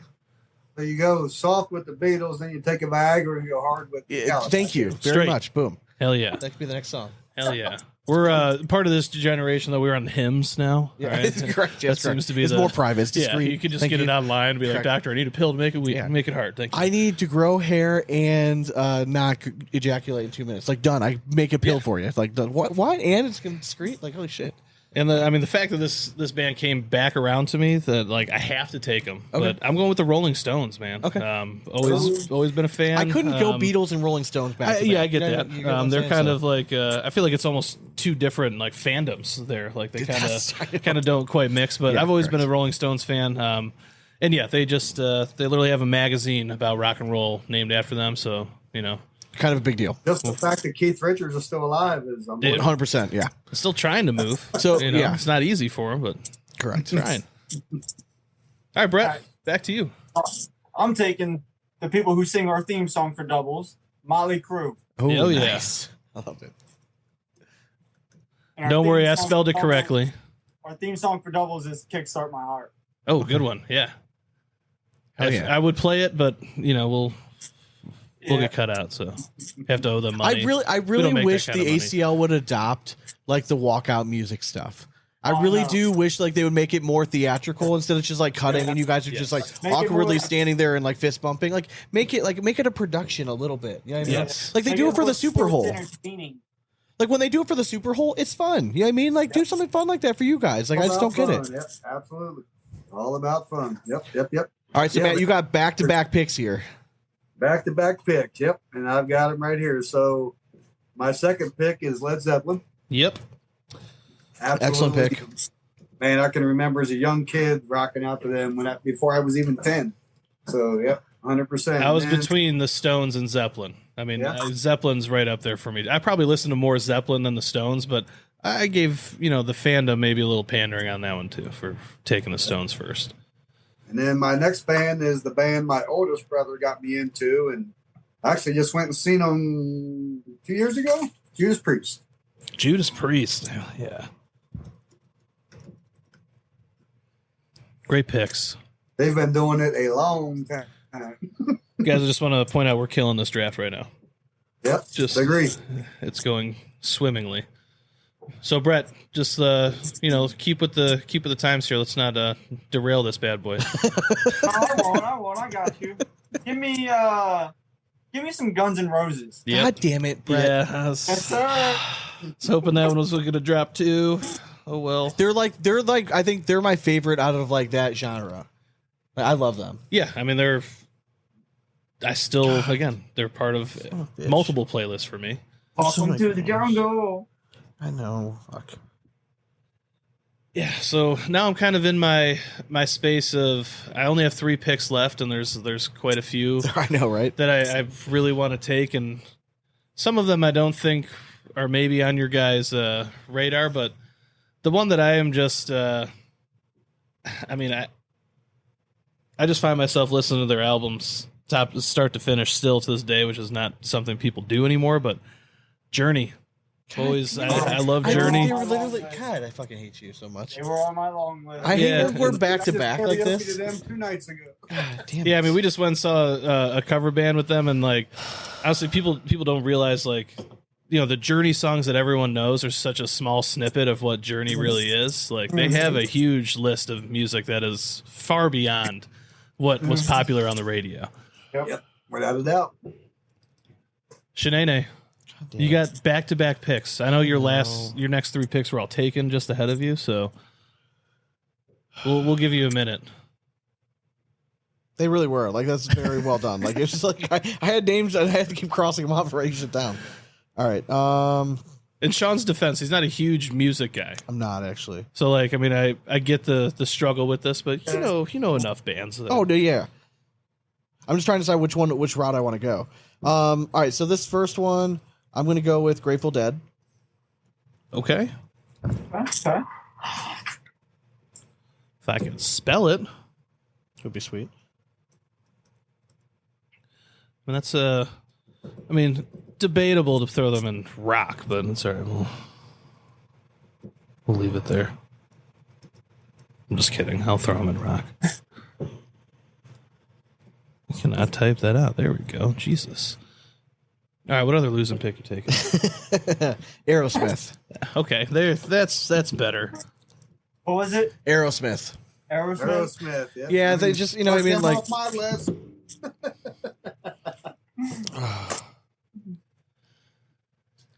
Yeah, Guns N' Roses and Journey really killed me. Like, I'm like, I'll get one of these two. Like, I gotta get one of them. You got to take one of them. Yeah, because honestly, Aerosmith was not going to come back to you.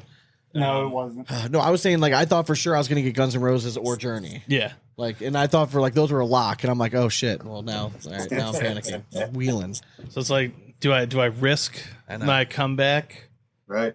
of one of you guys sniping it from me? I think I am. But I also don't know if you guys would go this route either. But just nostalgia for us in our age group. I mean, Brett, you're right in there too. But I'm going with Green Day. I knew I should have done it. Yeah, I should have done it. All right. All right. I'm gonna go with my mom's favorite band, Poison. Oh, Nice. nice. Okay.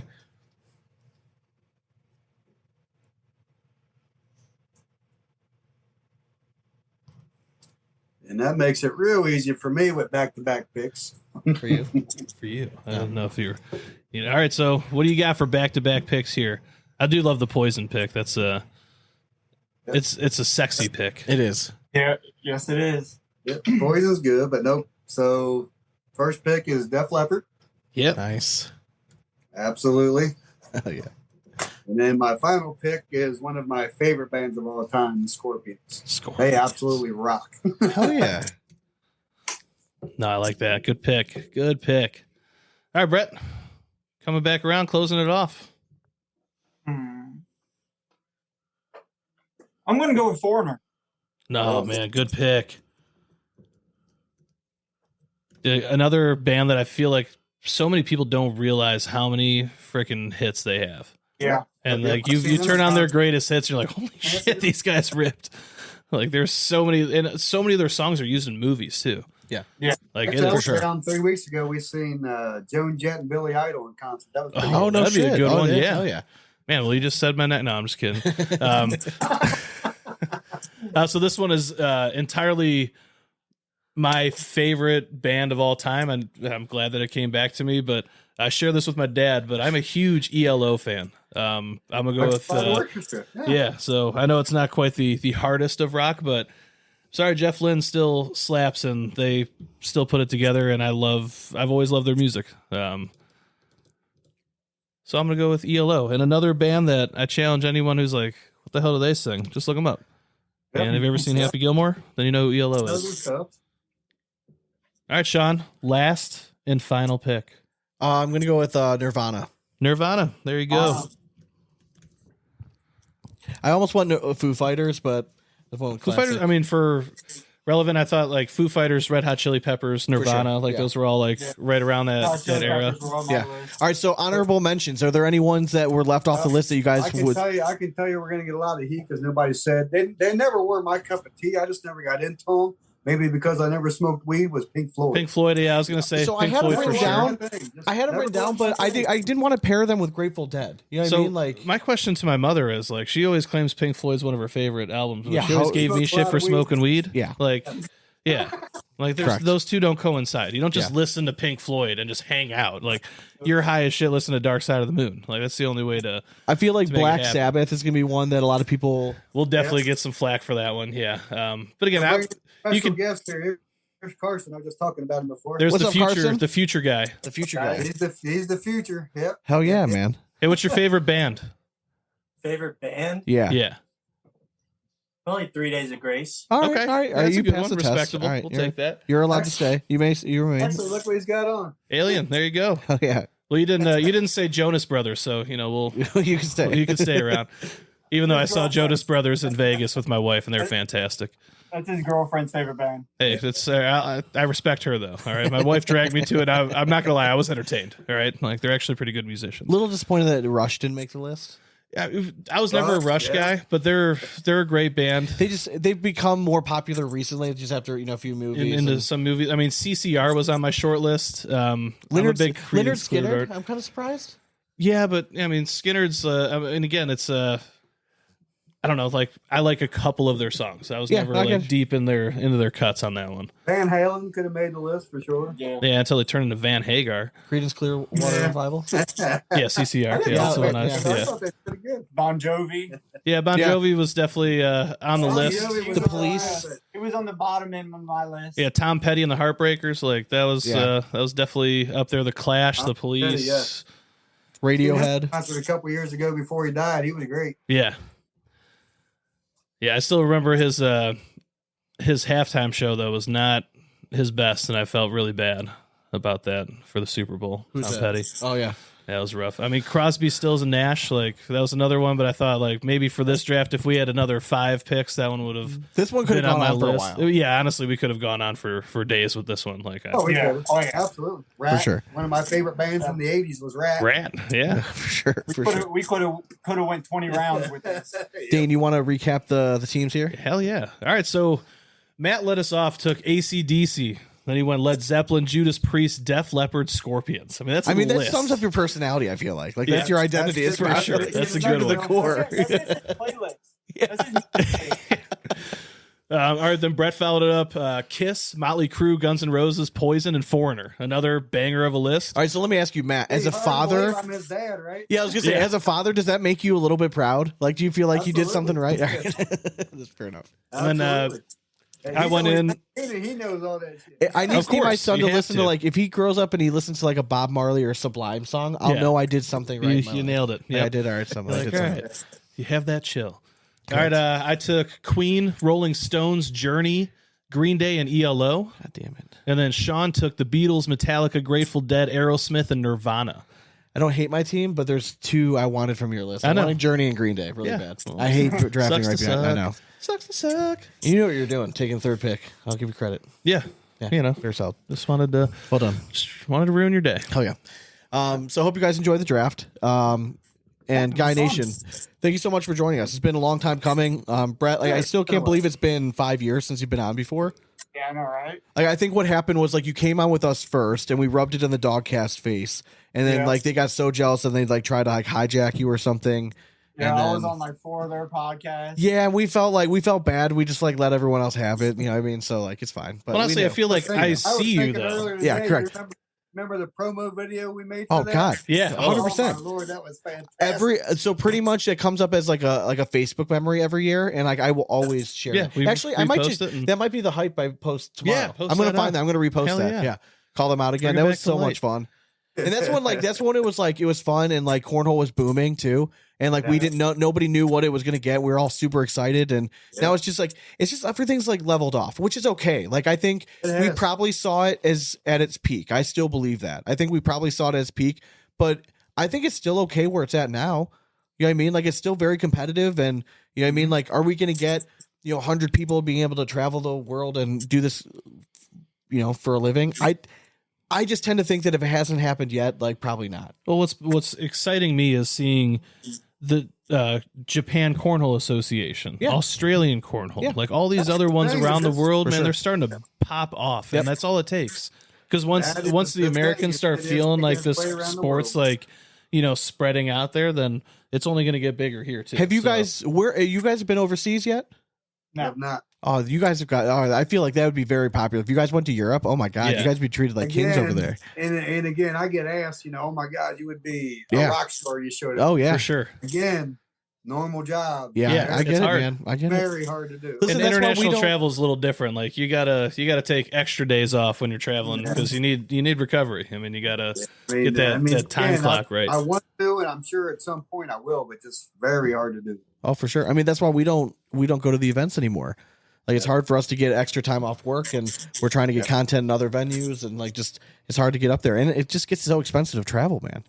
Like it's so crazy. I tip my cap to everyone that is able to do it, and I think that's why we're seeing so many of these young dudes. Like the sweet spot in professional cornhole seems to be like early 20s, right? Where like they're still on parents' insurance, you know what I mean? Like they're kind of in between that college, or I could get a job, but I can live off of a hot dog every 3 days, and you know what I mean, sleep on someone's couch and I'm happy. You know what I mean? Like I'm playing video games and throwing cornhole, man. Let's playing poker, you know what I mean? That's what I'm saying. Now, like if you were 20 at the time, like I can't say I wouldn't have done the same thing. If you have the opportunity, go do it as long as you can. Absolutely. But what we're starting to see, and we already saw it with Austin Cameron. Starting to step away. I'm sure you guys know him pretty well. Vincent I think he's from your guys. Yeah. Yep. So it's just, I think we're going to start to see that a little bit more, just especially with everything being so fucking expensive right now, like to travel and everything. I've seen so many players that were supposed to be the next one just come and go. I mean, 100%. I've been playing 25 years. I've seen them all. Before we had you guys on, that was a big point of what we were talking about. Is like, yes, we're seeing these, like Ryan Trader is a great example, right? Last year he burst onto the scene. You heard about this kid. Now he's not having a bad year at all. Like he's ranked in the 20th, but like he's not that dominant force like he was last year. And there's so many different factors, but it's just happening year after year. Like we're not seeing anyone where there's like 10 of us, like 10 of you guys that like have consistent years after year. And then everyone else is kind of like bouncing all up and down. So, and I ain't afraid to say it. These guys want no part of me if that's all I got to worry about, is throwing a bag in the hole. Yeah. You want no part of me if that's all I have to do. Yeah, correct, for sure. Sorry, and you don't limit the rounds. You know what I mean? Like then we're good. So we're good with that. All right. Well, all I have to worry about every day. You want no part of me. For sure. All right. Well, so I'll have you guys hang on for just a second. I'll let the folks go at home. But thank you guys for joining us. We'll have you guys on again after you guys win like the World Championship or something. Right. Not another 5-year stretch. Yeah. Well, listen, I know. Well, listen, if we're still here in 5 years, I'll be impressed. I mean, hell yeah. Like, shit. Like we're doing something right next time then. we're almost probably be talking about Carson. Yeah, right, there we go. Well, yeah, Carson's job is to make the million so you both can retire. Yes, you know, correct. he can become that. Yes. Like what we see cornhole becoming. Yeah, no pressure. He's the future. No pressure. It's all on your shoulders now, For bud. sure, Sorry. Sure. All right, folks. So hope you guys enjoyed the interview. We'll be back next week with more audio gold. But until then, we hope you throw it straight. And it's nothing but 4 baggers from here on out. Cornhole it. Later.